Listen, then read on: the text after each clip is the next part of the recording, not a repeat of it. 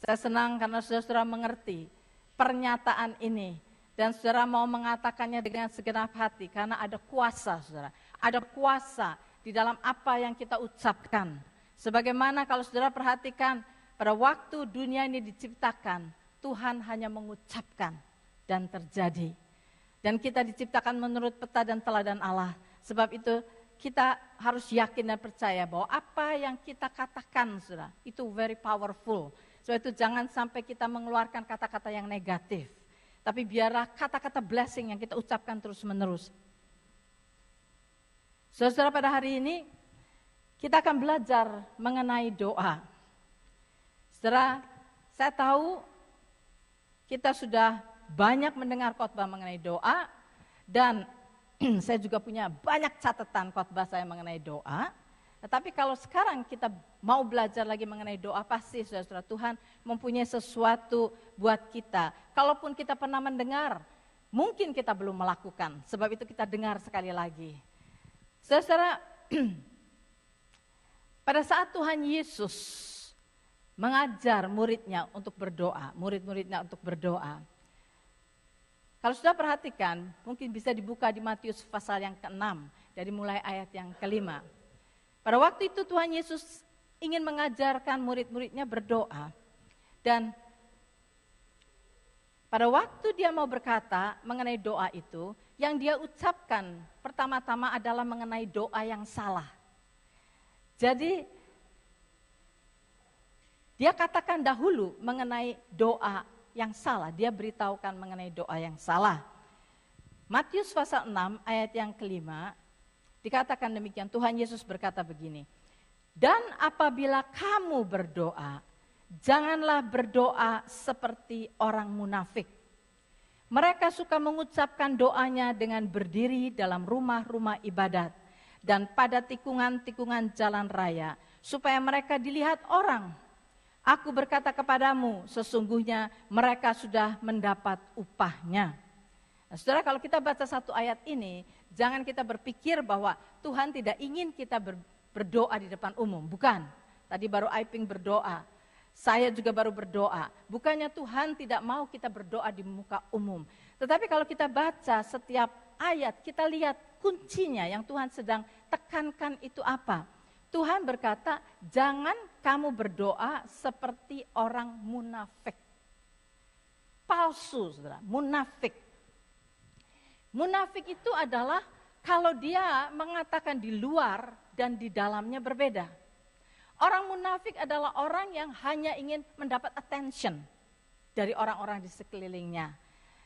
Nah, dia katakan bahwa pada zaman itu mereka katanya berdiri di tikungan-tikungan jalan. Saudara bisa bayangkan, ini ahli Taurat atau orang-orang Farisi berdiri di tikungan jalan dan berdoa memejamkan matanya supaya dilihat oleh orang-orang.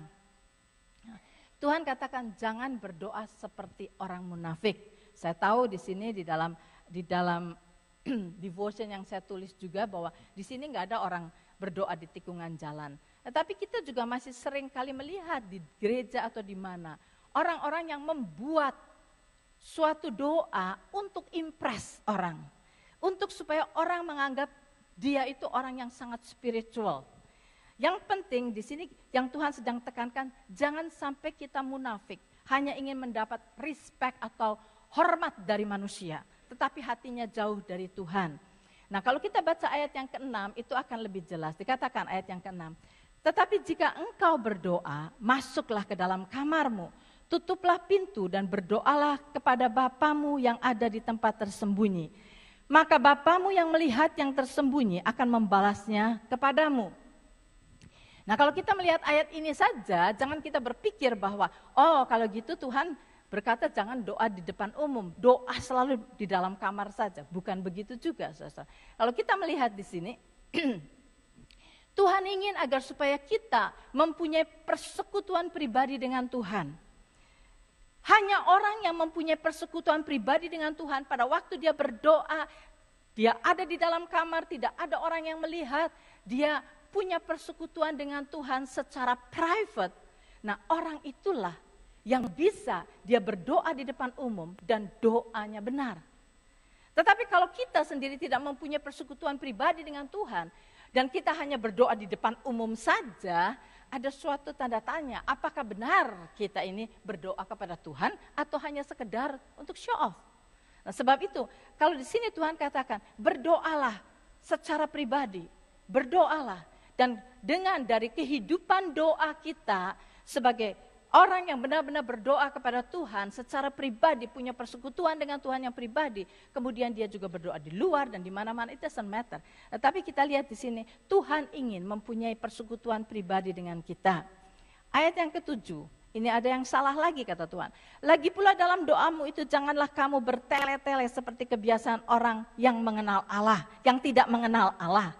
Mereka menyangka bahwa karena banyaknya kata-kata, doanya akan dikabulkan.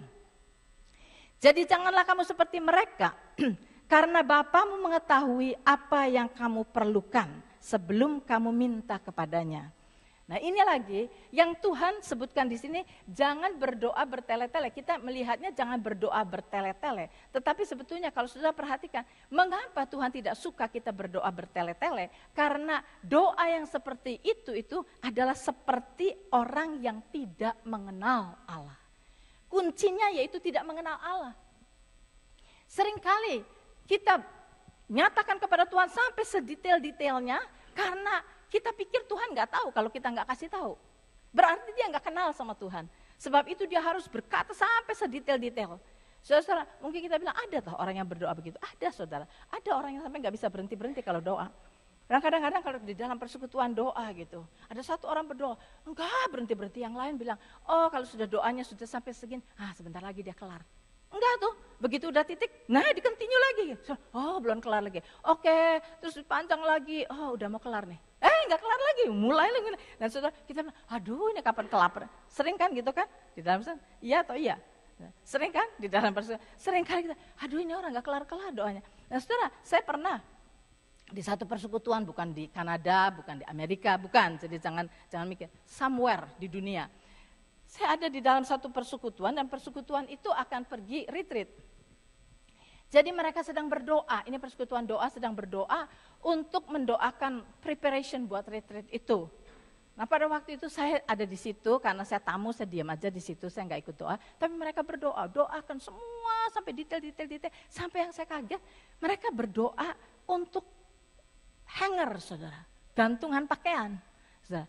Hanger, saya pikir buat apa? Sampai hanger didoakan saudara, supaya nggak tahu cukup atau bagaimana hangernya saya lupa. Tapi saya bilang, wow, doa sampai sedetail-detailnya, seakan-akan Tuhan nggak tahu kalau nggak dikasih tahu.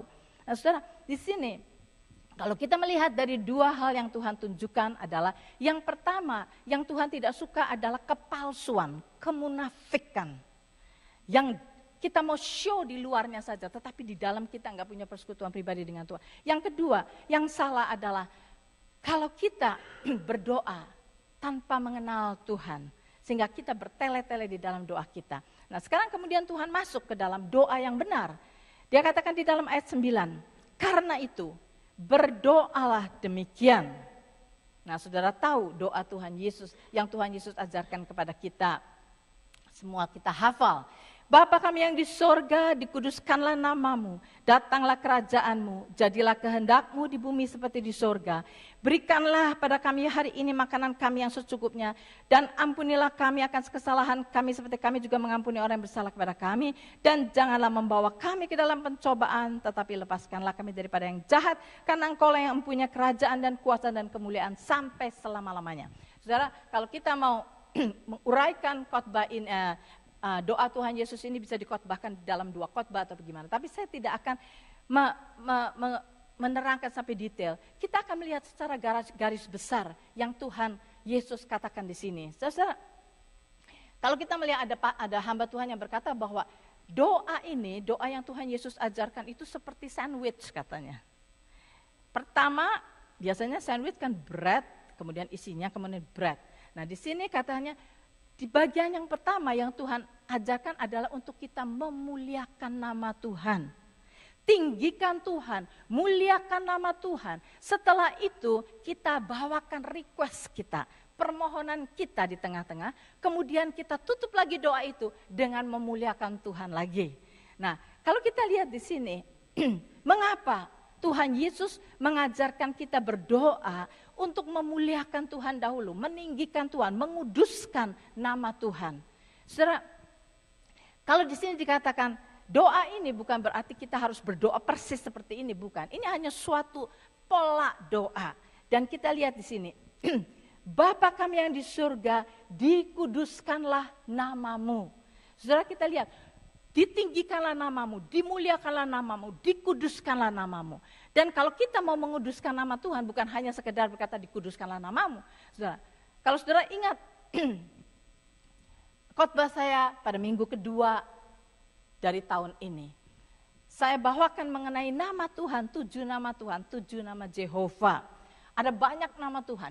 Tapi dari 7 itu saja, kalau saudara mau menguduskan nama Tuhan, meninggikan nama Tuhan, saudara bisa berkata, Tuhan, saya mau muliakan namamu, karena Engkau adalah Jehovah Sidkenu. Engkau yang sudah membuat kami righteous. Engkau yang sudah memberikan kepada kami jubah kebenaran. Dan kami bersyukur sehingga kami sekarang bisa berdiri di hadapan-Mu tanpa perasaan bersalah. Karena Engkau sudah membenarkan kami. Kami mau puji dan muliakan nama-Mu. Karena Engkau adalah Jehovah Jireh. Engkau yang melihat kebutuhan kami, Engkau melihat kekurangan kami, dan Engkau yang akan melengkapi semuanya itu. Kami bersyukur mempunyai Allah yang seperti Engkau. Kami mau kuduskan nama-Mu Tuhan. Engkau adalah Jehovah Rohi, Engkau adalah gembalaku yang akan membimbing jalan hidupku. Engkau akan menuntun jalan hidupku dari langkah kepada langkah, sehingga kami tidak akan pernah tersesat, karena kami mempunyai Engkau. Terima kasih Tuhan, kami muliakan nama-Mu karena Engkau adalah Jehovah Shalom. Engkau damai kami. Sehingga kami sekarang ini tidak perlu tertekan oleh stres, tidak perlu tertekan oleh segala problem di dalam dunia ini karena damai-Mu menyertai kami. Saudara, di itu memuliakan nama Tuhan. Memuliakan nama Tuhan. Katakan siapa Tuhan kita. Nah, mengapa Tuhan Yesus mengajarkan kita untuk memuliakan nama Tuhan dahulu sebelum kita memberikan permohonan kita kepada Tuhan. Karena saudara, kalau kita pada waktu datang kepada Tuhan mau berdoa, kita fokuskan pikiran kita kepada kebesaran Tuhan, kepada kasih-Nya, kepada kesetiaannya, kepada kebaikannya, kepada kesabarannya. Kita fokuskan diri kita kepada siapa Tuhan adanya. Maka pada saat kita mulai membawakan permohonan kita, kita akan melihat di hadapan Tuhan yang begitu besar dan luar biasa.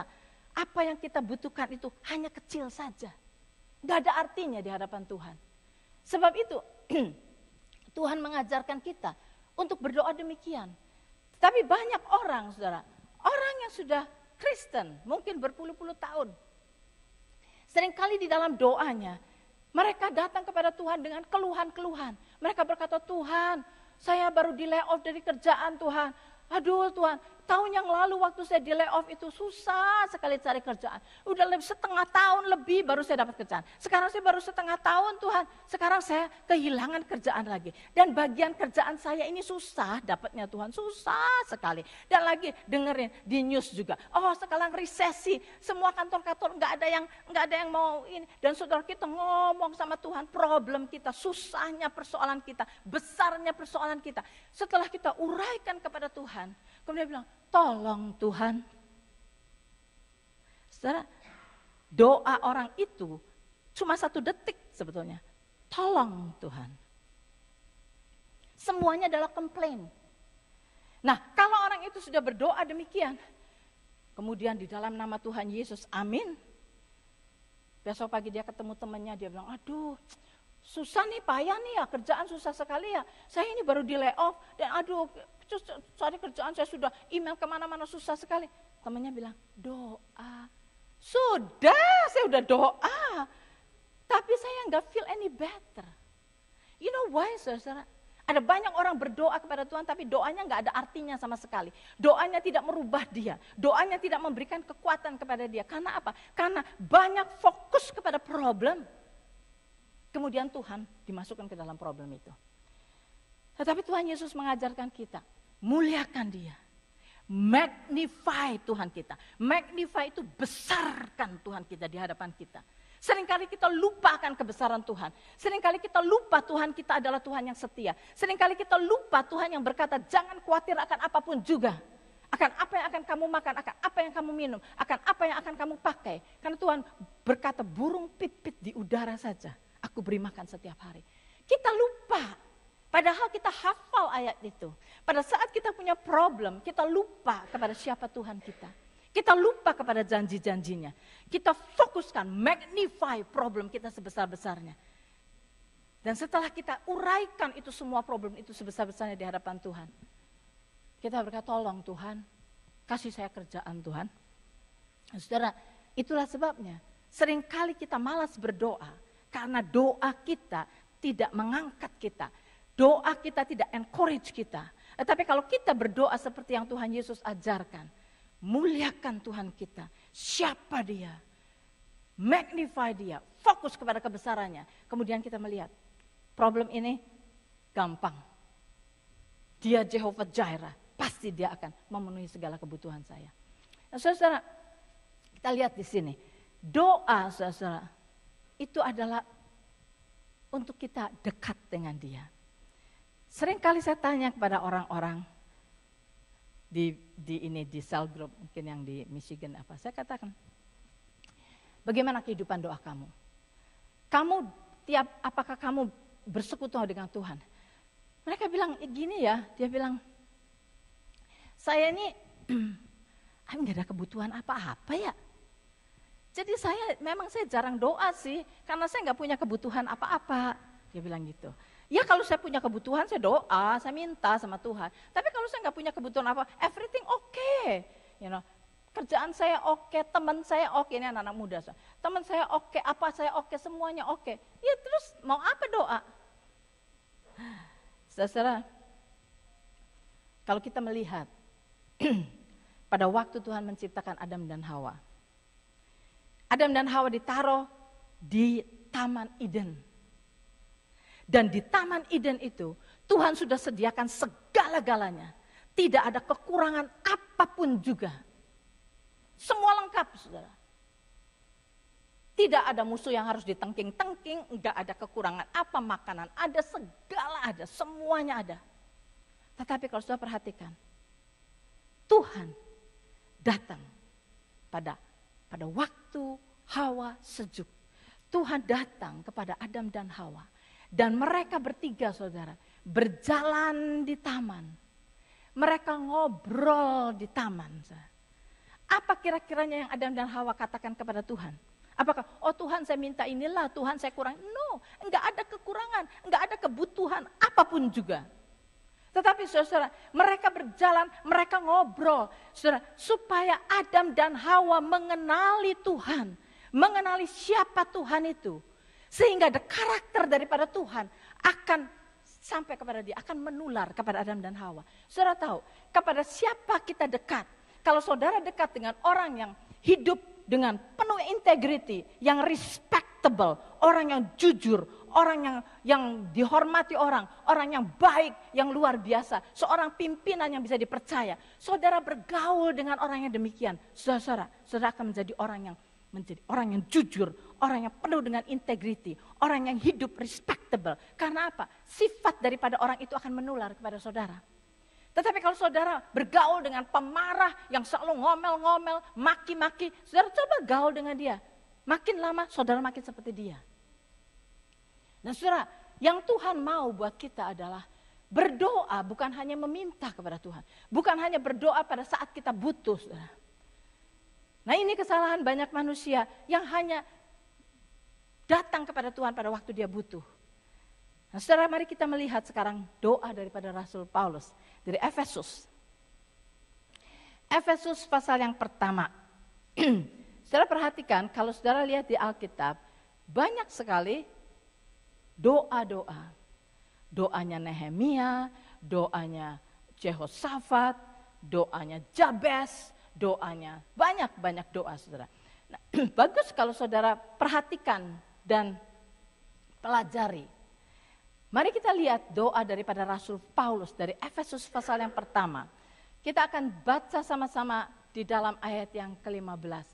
Ini bagaimana Rasul Paulus mendoakan jemaat di Efesus. Dikatakan judul di dalam Alkitab saya adalah doa untuk pengertian tentang kemuliaan Kristus.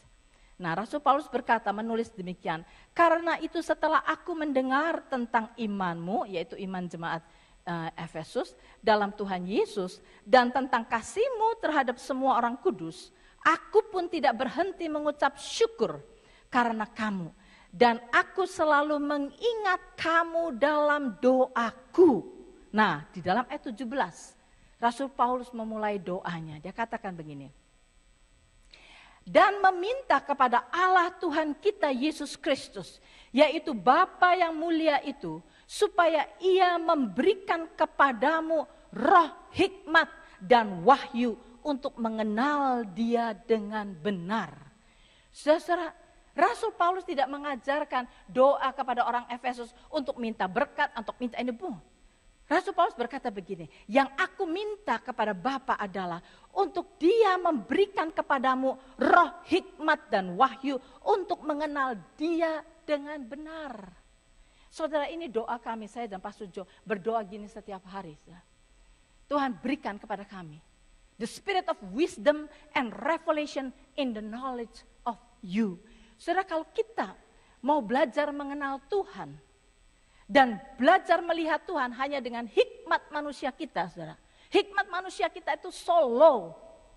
Kita nggak akan bisa mengenali Tuhan sebagaimana Dia adanya kalau kita hanya mau mengerti Tuhan dengan hikmat manusia kita. Itulah sebabnya Rasul Paulus berdoa agar supaya Tuhan memberikan kepada kita roh hikmat and revelation in the knowledge of God. Jadi saudara, dengan kata lain, Rasul Paulus berkata, berikan kepada jemaat di sini, agar supaya mereka itu bisa melihat Tuhan, mengenali Engkau sebagaimana Engkau adanya, karena Engkau yang memberikan revelation kepada mereka, karena Engkau yang memberikan hikmat kepada mereka untuk mengenali Engkau. Lain saudara, mengenal Tuhan, saudara coba mengenal Tuhan dengan caramu sendiri, baca Alkitab dan kita coba mengerti Tuhan itu, apa mungkin Tuhan begini, apa mungkin Tuhan begini, oh rasanya si Tuhan begini. Saudara, dengan understanding kita very limited. Tetapi kalau kita minta kepada Tuhan, berikan roh hikmat, the spirit of wisdom and revelation in the knowledge of you Lord. Supaya saya mengenal Engkau persis seperti Engkau ingin dikenal. Ada banyak hal-hal rahasia di dalam Tuhan yang kita tidak akan bisa capai dengan pengertian kita sendiri. Tetapi kalau kita mau mengerti dengan hikmat yang dari Tuhan, maka kita akan dibukakan kepada sesuatu yang luar biasa yang kita tidak pernah bisa mengerti dengan pengertian kita sendiri.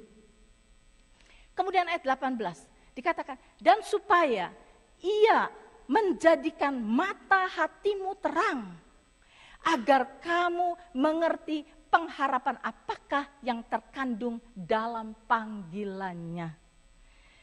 Saudara, Rasul Paulus berdoa, ini juga doa saya dan Pastor Jo. Kami doa supaya enlighten the eyes of our understanding, Tuhan. Supaya kami mengetahui apakah pengharapan akan panggilan Tuhan di dalam hidup kami. Saudara, tahu, banyak orang, saudara, matanya tidak terbuka kepada panggilan Tuhan. Banyak orang Kristen yang berkata, oh saya kan sudah jadi Kristen, saya sudah dibaptis. Saya tahu kalau saya mati saya masuk surga. Ya sudah, yang penting saya sudah masuk surga, kalau saya mati saya masuk surga. Nah sekarang in the meantime, saya ini masih hidup. Nah ya saya ke gereja aja, saya dengan setia ke gereja, dengan setia saya nongol di gereja, dengarkan firman. Saudara, kalau Tuhan menyelamatkan kita hanya untuk dimasukkan surga, saudara. Sekarang aja dipanggil masuk surga. Ngapain kita ada di dunia ini? Tetapi kenyataannya kita masih ada di dalam dunia ini, saudara. Pasti ada sesuatu yang Tuhan ingin kita kerjakan. Dan di dalam ayat ini dikatakan, dan supaya ia menjadikan mata hatimu terang, supaya mata hati kita dibukakan oleh Tuhan. Dibukakan. Agar kamu mengerti pengharapan apa yang terkandung dalam panggilannya. Saudara, ada calling di dalam hidup kita, saudara.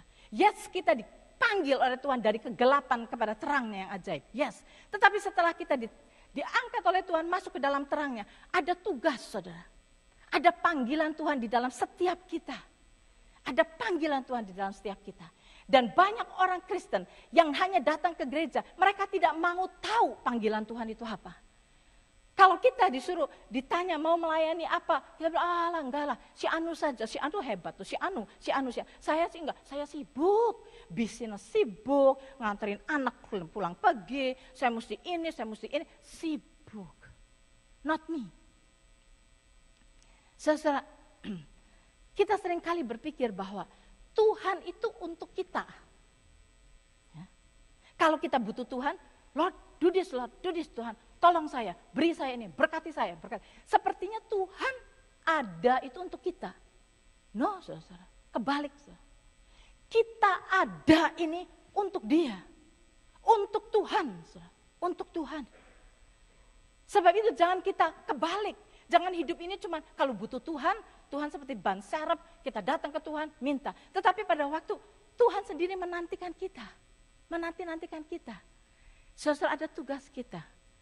Dan saya mau katakan kepada saudara, setiap dari kita, setiap individu di dalam ruangan ini, satu kali akan menghadap tahta pengadilan Kristus. Tahta pengadilan Kristus adalah pengadilan yang pertama, saudara. Dari pengadilan-pengadilan yang lain. Nanti ada tahta putih, the great white throne, ada yang lain-lain. Tetapi tahta pengadilan Kristus adalah yang pertama. Untuk apa? Untuk mengadili orang Kristen. Kita semua akan diadili. Dan kita jangan berpikir bahwa, oh ya nggak apa-apa lah, nanti kalau di pengadilan, Pastor Jo aja yang suruh maju. Kita kan jemaatnya Pastor Jo. Ya, kita member daripada ICCC. Dia yang bertanggung jawab, biar dia aja yang diadili. Dia naik, nanti kita nunut aja. Nunut Pastor Jo. No, saudara, enggak. Setiap kita akan diadili satu persatu. Dan pada waktu pengadilan itu, saudara-saudara, kita bukan diadili untuk masuk surga atau neraka. Saya sudah berkata di sini mungkin berkali-kali. Tapi barangkali ada yang nggak dengar. Bukan untuk masuk neraka, surga atau neraka. Kita semua masuk surga, don't worry. Kita semua masuk surga. Yang akan diadili oleh Tuhan adalah tanggung jawab kita. Bagaimana atau accountability kita. Bagaimana kita menggunakan talenta yang Tuhan sudah berikan kepada kita. Bagaimana kita menggunakan modal yang Tuhan berikan kepada kita. Apa yang kita lakukan dengan itu? Dan Tuhan akan mengadili kita satu persatu. Dan saudara, jangan sampai pada waktu kita menghadapi tahta pengadilan Kristus kita bilang, oh gitu ya Tuhan, saya nggak tahu loh Tuhan. Saya beritahu hari ini. Saudara. Ada the judgment seat of Christ yang harus kita hadapi. Pada saat itu Tuhan akan bertanya, apakah engkau sudah menyelesaikan tugas yang aku berikan kepadamu? Saudara, kita sebagai manusia seringkali sangat self-centered. For me, Tuhan for me. Mari sekarang kalau kita mau menjadi dewasa sebagai orang Kristen, mulai pikirkan for him. Saudara, saya punya anak 3, semua udah menikah. Semua tinggal di tempat yang berbeda-beda. Didik sekarang juga sudah di Mississauga. Saudara, yes, pada waktu mereka sama kita atau sampai sekarang pun sering kali bilang, Mama bisa nggak bikinin bakso? Mama bisa nggak gorengin ayam? Mama bisa. Ya mereka suka begitu kan. Sampai sekarang, sampai sudah gede gini, kadang-kadang anaknya yang minta ayam goreng. Jadi, Mama bikinkan ayam goreng, si Ethan suka ayam goreng. Oke, saya bikinin. Tapi saudara kemarin, saya ini di snowed. Saya di rumah, Pastor Jo pergi hari Kamis. Hari Jumat kan snow turun. Wah, itu snow di driveway saya memang sudah habis segini. Saya diemin aja. Saya nggak punya mobil, saya nggak punya cellphone. Nah, saya adanya telepon biasa aja. Anak saya satu-satu call. Sonya call. Mama, are you home alone? Ya. Udah gitu, do you need anything? No. Do you have food? Yes. Terus dia bilang, ya, I was just thinking, dia bilang. Saya lagi mikir itu snow segini banyaknya, bagaimana kalau lampu mati di rumah, Mama? Kalau lampu mati, Mama nggak bisa telepon kemana-mana. Teleponnya kan pakai elektrik. Nggak bisa. You don't have cell phone, do you? No, I don't have cell phone. Ya, makanya dia bilang, dia pikiran. Do you want me to come? No, udah it's okay. Sudah. Sebentar lagi dia call. Mama, are you alone? Do you have food? Yeah. Do you have food? Yeah. Do you want to get out? No. Do you want me to come? No, nggak usah. Kenapa? Tapi kan snow-nya tinggi. Iya, snow-nya tinggi, nggak apa-apa. Nah, terus dia bilang, hati-hati. Dia bilang, kalau kamu keluar dari pintu, kalau kamu mau keluar dari pintu, hati-hati jangan sampai pintunya ngelok di belakang. You will be locked. Kamu mau ngapain? Saya bilang, oh nggak apa-apa, kalau saya kelok, saya ke tetangga. Saya bilang, tetangga saya baik ke Vicky. Vicky nggak selalu ada di rumah. Dia bilang, kalau kali ini ada teman saya tuh di seberang sana. Dia bilang gini. Itu anak mikirin gitu. Sebentar lagi Jessie call. Mama, are you alone? Ya. Do you need me to come? Do you want me to clean up the driveway? It's okay lah, Jess lah. Besok katanya si Melt. Saya bilang, it's okay. Dia bilang, no. Do you want me to come? Do you want to sleep in my house? Semua ngajakin saya. Saya lihat, anak ya saudara, memikirkan orang tuanya. Kita ini anak-anak Tuhan. Kita seringkali, Tuhan, do this, Tuhan, tolong, Tuhan. Tetapi, pernahkah kita memikirkan bagaimana hati Tuhan? Kalau kita ignore dia, pada saat segala sesuatunya good pada diri kita, ignore dia. Kita hanya datang menjerit kepada Tuhan pada waktu kita butuh. Seperti apa perasaan Tuhan, saudara? Saudara, doa itu untuk apa sih? Doa itu, saudara, adalah untuk mengenal Tuhan. Mempunyai intimasi dengan dia. Supaya kita mengenali Tuhan itu bagaimana. Kita mengenali siapa dia. Supaya kita mengenal bahwa Tuhan itu maha kasih. Tuhan itu menanti-nantikan untuk memberkati kita, saudara. Tuhan itu duduk di tahta kasih karunia dan berkata, come on, masuk dengan berani. I want to give you, I want to bless you, I want to help you. Saudara, semakin kita mengenal Tuhan, saudara, semakin hidup kita ini tenang, begitu tenang. Kita tahu kita tidak akan kekurangan apapun juga. Walaupun kita dianiaya, kita diapakan, kita nggak perlu takut. Bersama dengan Tuhan kita tidak perlu takut. Kalau kita mengenal Tuhan. Dan di sini Tuhan berkata di sini. Rasul Paulus berkata, supaya Tuhan itu menjadikan mata hatimu terang. Mata hatimu terang. Supaya kamu mengerti pengharapan apa di dalam panggilanmu. Seringkali kita berkata, saya nggak maulah tahu panggilan saya. Nanti tahu-tahu saya disuruh ke Afrika bagaimana? Tahu-tahu saya disuruh ke pedalaman Papua sana. Saya sih nggak mau.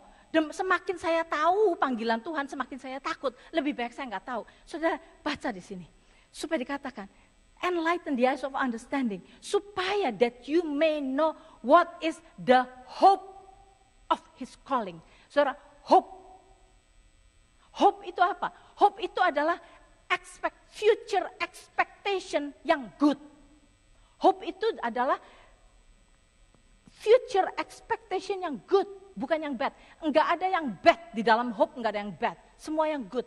Dan Tuhan mau menunjukkan pada kita begini, kalau kamu mengerti panggilanmu itu apa, dan kamu hidup di dalam panggilanmu, you will know hal yang luar biasa di sana menantikan engkau. Menantikan engkau. Jangan takut kita dirugikan mengikut Tuhan. Jangan takut sama sekali, jangan takut. Kalau kita just mau ikut apa yang Tuhan suruh kita lakukan, kita akan mengalami hal yang luar biasa. Supaya kita mengerti what is the hope of his calling. Ada sesuatu yang indah dan kita akan miss sesuatu yang indah itu kalau kita tidak mau hidup di dalam the calling of God. Kalau kita miss itu, kita miss pengharapan yang luar biasa itu. Kita tidak akan mengalami hal yang Tuhan sudah sediakan buat kita.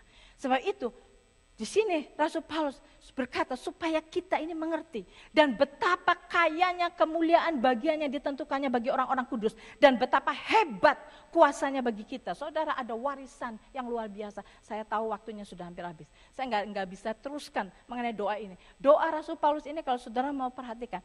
Dari pasal 1 ayat 15 sampai ke bawah, kemudian disambung ke pasal 3 dan terusannya. Saudara, kalau saya nggak ada waktu di sini, cuma saya mau katakan, Tuhan mau membukakan melalui doa Rasul Paulus saja. Saudara, sebegitu kita mempelajari doa ini, kita tahu bahwa di dalam doa, saudara, kalau kita berdoa, bukan cuma minta-minta. Bukan cuma minta-minta kebutuhan kita, bukan saudara.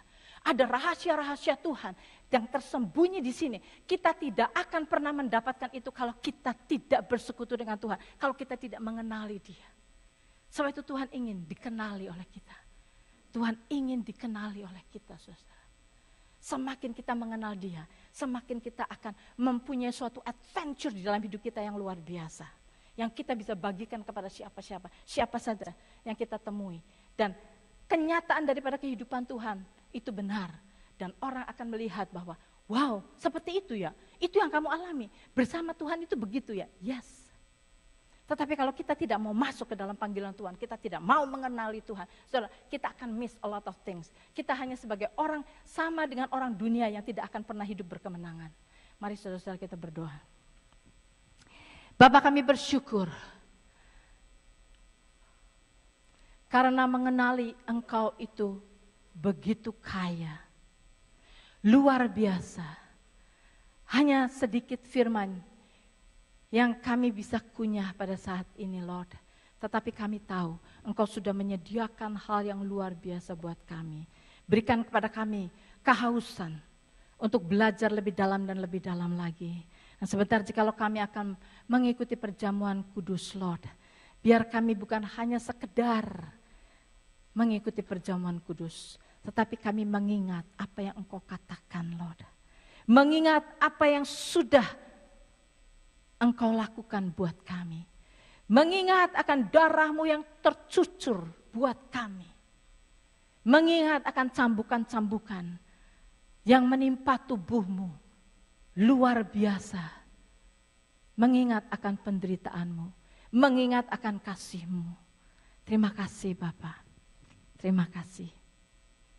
Biar setiap hari kami boleh memperdalam pengenalan kami akan Engkau. Di dalam nama Tuhan Yesus kami berdoa. Amin.